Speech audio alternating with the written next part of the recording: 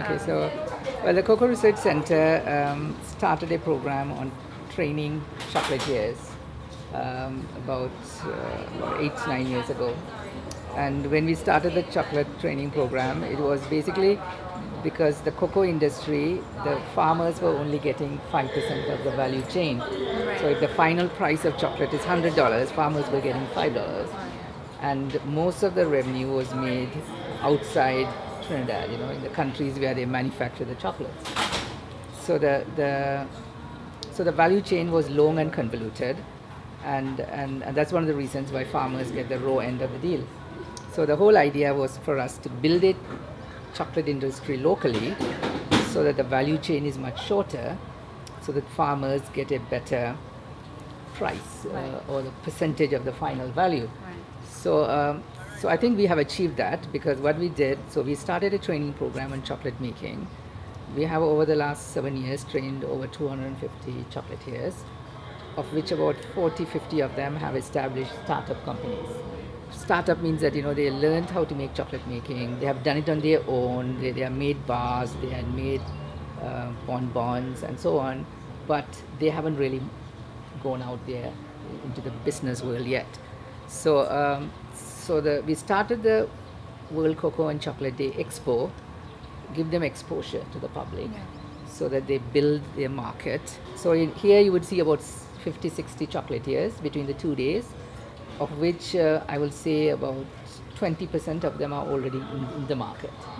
The Trinidad marketplace is getting crowded, because if you have 60 chocolatiers in the small Trinidad and there's not much demand for dark chocolates, they are not going to survive competing with each other. So we need to get them export ready so that we can get them first into the Caribbean market and then beyond.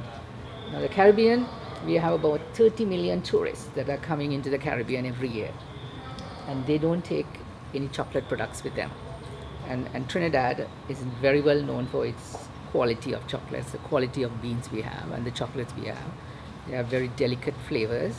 So how do we convert this potential that we have into products that tourists will buy and take home, and in the process we generate foreign exchange? And by building these businesses locally, the value chain is shorter and the farmers get a greater share of the pie. Instead of 5%, they get 33%. So the farm industry becomes profitable. So that means that the farmers now continue to expand as well. So that augurs for building an industry as a whole for the country, which can then we can say that cocoa can become a diversification option for Trinidad and Tobago. Cocoa is now considered to be a superfood.